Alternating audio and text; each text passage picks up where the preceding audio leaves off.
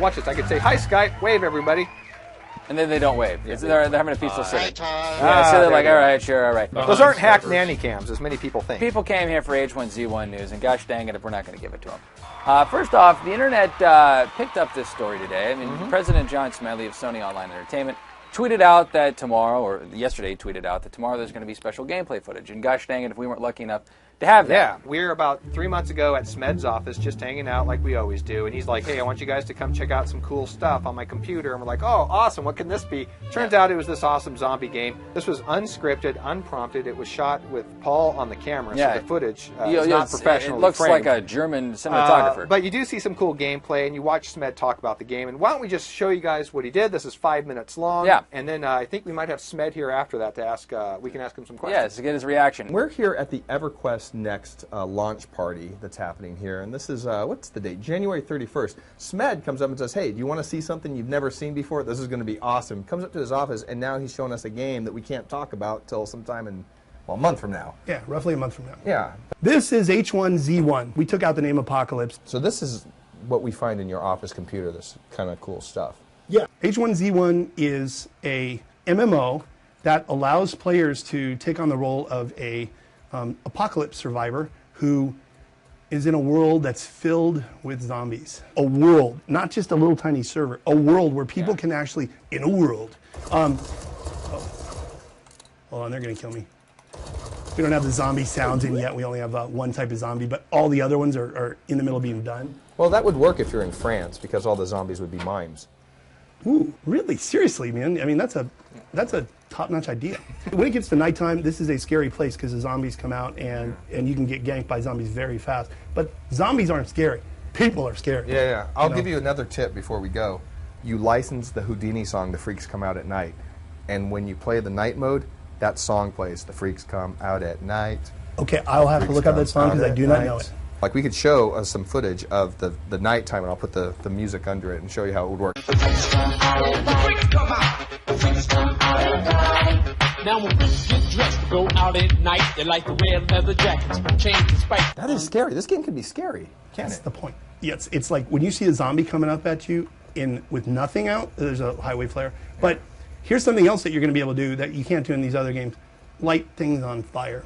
We're in the middle of putting that in now, so you're going to be able to burn down trees, burn down stuff, and that's going to be a lot of fun. The idea of these players building this fortress, and all of a sudden these other guys coming in, lighting it on fire, and waiting until they come out of the fortress. I like that he keeps lighting his farts.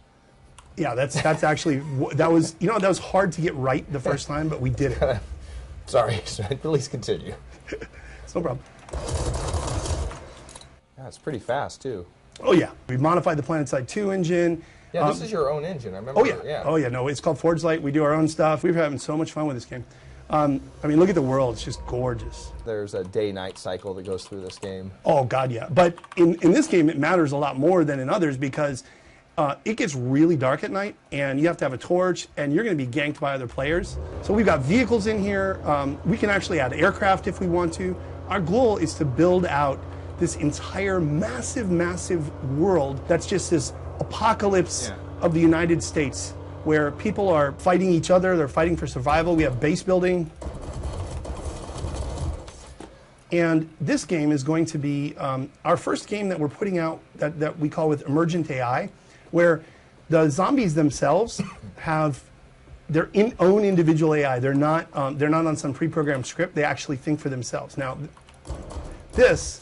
So it's not the same experience over and over. Oh no! It's radically different. And you can loot stores. You can build fortresses. What you're seeing in some of these other survival games taken to the next level, because we have an engine that can just outperform anything that I've seen in these other games. We're a milestone away right now from a whole bunch more zombies and a whole bunch more content. But what we're trying to do with the world in this game is build a much larger, persistent world than you've ever seen in any of these kind of DayZ or Rust. Yeah. Where you can build persistent fortresses, players can raid each other, and if you think of Walking Dead, if you think of that town and the prison, that's the kind of, we want these camps fighting with each other. Old cars laying around, and I mean they're junkers, right? It's 15 years after the zombie apocalypse, so you're going to have to find a new battery. You're probably going to have to charge it. Maybe you have to wait for a lightning storm or something.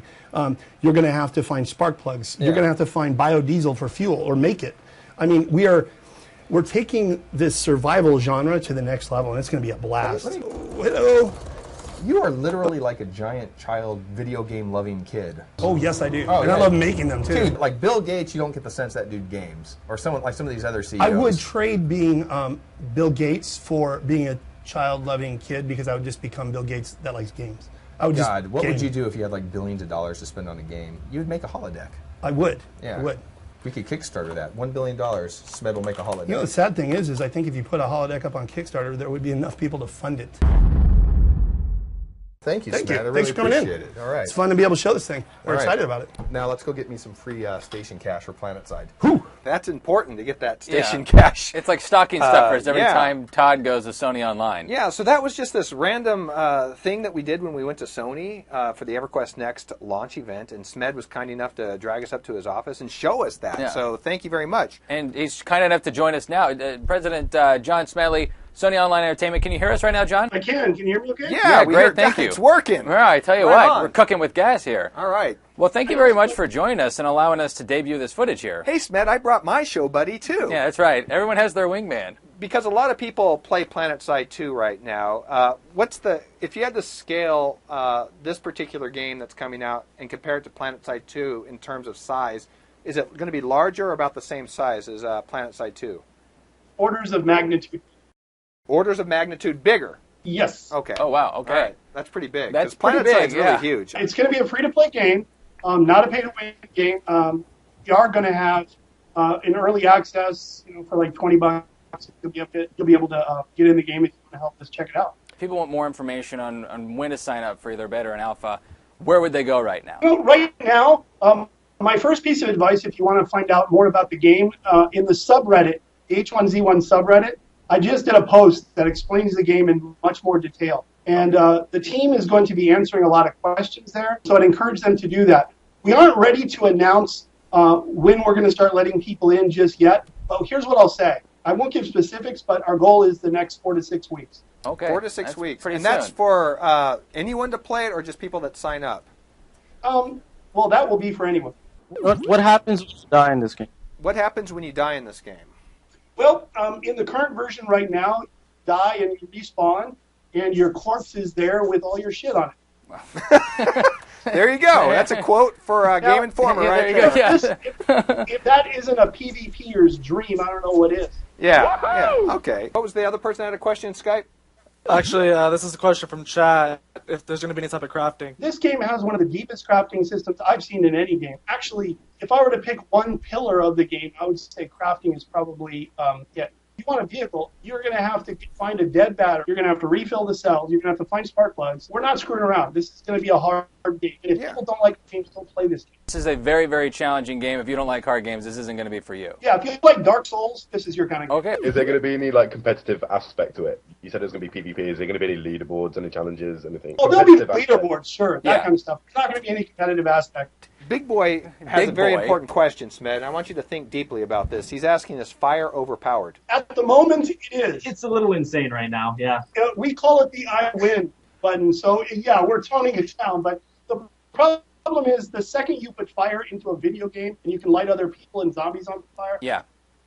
it's a huge... It's so much fun, though, I gotta tell you. Can you give us any insight? It might be a little early for this, but on PC specs, this is a question that's been all over the chat. Ruthless2121 is asking, PC specs. Yeah. Okay, so basically, if it can run PlanetSide 2, it can definitely run H1Z1 a lot faster. Can you talk about the difference between day and night in the game, a couple of the different features, or how that play style works? Our night is very interesting because we've taken a lot of pain to make it very stylistic. It's one of the most fun parts of the game. What do you think? It's been a lot of tweaking. Like, we started with the dark. We've gone back to we can kind of see within 30-meter radius, and then we decided to see how torches versus flashlights. We've tried everything. I think we're in a pretty good spot. It's a game changer. It's not one of these games where it's oh, I'm just not gonna play at night. It's too dark, or I only play at night because I got X item. It's gonna be a completely different game. It's fun. Very important question from Ophosius. What's your favorite ice cream, Smed?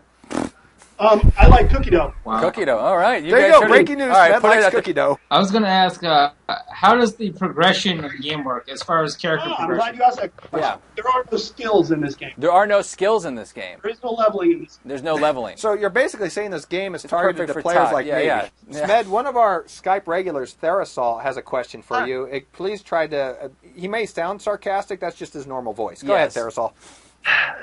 Todd, how prevalent is ammo in the game? We don't know the exact answer to that. Plan is really hard to find, but we may find with the amount of players we initially get in that we need to make it more common. We're going to really tune that around how people think it should be. I mean, we have an initial plan of very scarce, but we'll see how it turns out. And players can also make ammo. Yes, yeah, it's something you can craft as well. Oh, you can make. Okay. That our focus is on survival and crafting. And yes, it's an FPS mechanic combat, but that does not mean it is an FPS, because it is not. Fortunately, we've had the chance to really go in depth with this game in a way that no one else has, and we're one of the luckiest guys on the net to do that. Fortunately, we've got about 1 minute left in the program here, and I know everybody has about thousands of questions. Again, the easiest place to go is to hit you up, John, on at Smedley on Twitter, but also the H1Z1 subreddit. Yeah. Correct? Is that where you want people to go? Yeah. That's correct. All right. Again, thank you so much for joining us in the program. I know everyone appreciates the Q&A here. This has been great. Yeah.